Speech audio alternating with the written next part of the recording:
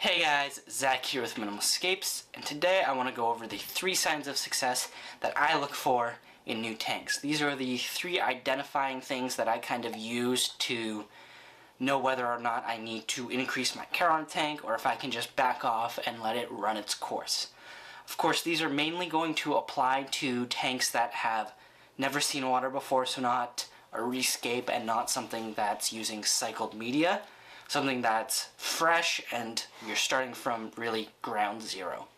Of course, these aren't absolutes. These are just things that I've found have helped with the success of my tanks. So the first thing that I normally look for in a tank that's started out and I've started to wait for it to cycle or for it to develop a little bit more before adding anything else in, I'm going to start looking for the microorganisms and microfauna that can be within the tank and hopefully having them develop.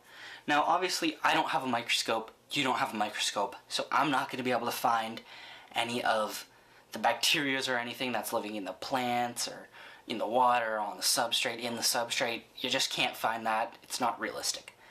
I'm talking about the things that are slightly smaller than about the size of a baby shrimp. Now these can come in the form of many small aquatic invertebrates. I mainly deal with copepods. You could have scuds or you could have daphnia, anything along that line that's really small. That's what you want to look out for. Now these little guys, they can get into your tank however. They might get in on the substrate, in the hardscape, just in the water, whatever. There could be dormant eggs and there's really no way for you to deal with it, and generally they're not going to be harmful to your tank. So with them, when you start to see a population increase, is generally when I like to take the next step and maybe add in some more plants, or when I'm ready to move on and maybe add fish in after the cycling. To me, it just indicates that the water has stabilized and there's nutrients and there's enough food there that whatever I put in is going to be able to thrive with really no problem. Of course, there are other micro animals and microfauna that just aren't good for your tank. An example that I've had to deal with would be planaria. These are like small worms that really terrorize shrimp tanks if not treated. They'll like scoot along the glass and they'll kill shrimp.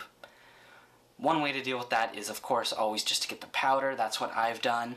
It's just a chemical treatment. You can put it in even if you've got other stuff in there already, and it should be fine and it'll get rid of the planaria for you. But most of the time, your microorganisms are going to be fine. You know, scuds, daphnia, copepods. As soon as you add fish, they're just going to go crazy eating those, so they're a good way to tell that the water has stabilized. Now, the second thing that I look out for is when I've added plants to the tank. What I'm really looking for with plants is going to be new growth. So if you add in stems, epiphytes, you've got mosses, right? All of those are going to be a bit slower growing than something like a floater. So I'll usually look to those to see what the new growth is looking like. And I know that there's lots and lots of nutrients in the water for the plants if I see like an epiphyte grow, because they're going to be a bit slower growing and it's a bit harder to get them to grow fast. But if they're growing within the first, I would say week is about when I'm looking for new growth, then you know that the water's stable and that there's enough nutrient in there for the plants to survive. Of course, stems are a little different. What I look for is that little bit of new growth on the top to tell me that I've got the nutrients all balanced out and it's really nice in the substrate. This just tells me that it's ready to go and that there's not really any more concern that I need to be worried about. Of course, with plants, you can always have something else growing, and that would be algae. In my experience, I've found that algae is usually the cause of one of 2 things. Generally, it's too much light or it's too much excess nutrient. So with light, all you have to do is just turn down your lights for a little bit, right? Just dim them down or make them shorter. A lot of people like to run 12 and 12, 12 on, 12 off, but that's too much light. You want to start with like 6 hours and then maybe move to 8, and then if you're really good you can move to 10. Of course, if you're running something like CO2, you can run them for longer, but that's if you run CO2. The other reason algae grows is because of excess nutrients. This can happen if you overfeed your fish, if there's just more in the water and not enough plant mass. The way to combat this is, of course, turning down your lights is always going to help, but you're going to want to add in more plants. As the plants soak up the nutrients, you're going to find that the algae just won't be able to survive if you have enough plants. Alright, so the last thing that I look for is going to be in the stage where you've added fish to your tank and you're trying to get them kind of acclimated to the new setup.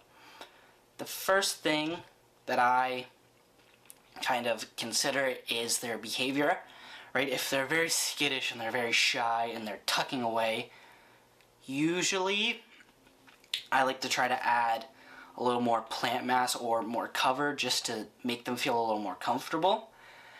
And I've found that that helped, but also just giving them a couple days, you know, it can take up to a week sometimes or more for them to really come out.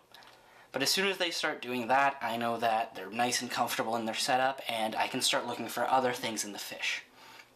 Now, the next thing that I look for is going to be any breeding behaviors in the fish after they start to get comfortable in the tank. These breeding behaviors vary from fish to fish, so it's important to know what you're looking for with each species. Right? With my guppies, I know that just putting them in is going to be enough, and the females will probably just start shooting out babies in no time.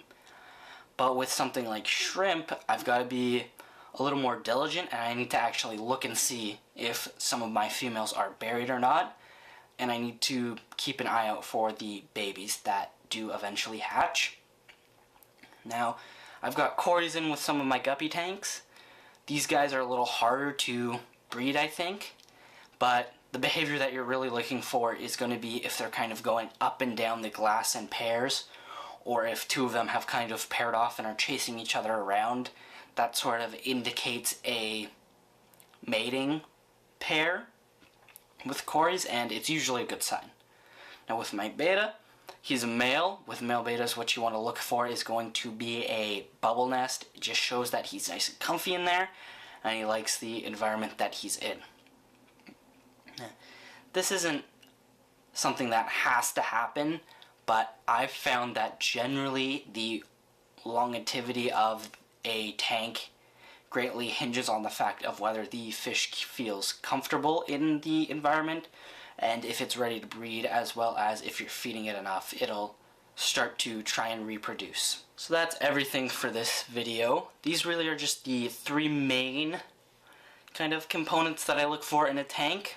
They're not set in stone, they don't have to happen, and there's other things that can happen that will lead to a successful tank. They're just things that indicate to me whether or not I need to step in and help a tank, you know, do some maintenance and change some things up, or if I can just leave it and let the tank kind of run its course to get to its final stage. So if you guys have enjoyed, or if you found this video helpful, please consider subscribing, and I'll see you guys later. Peace.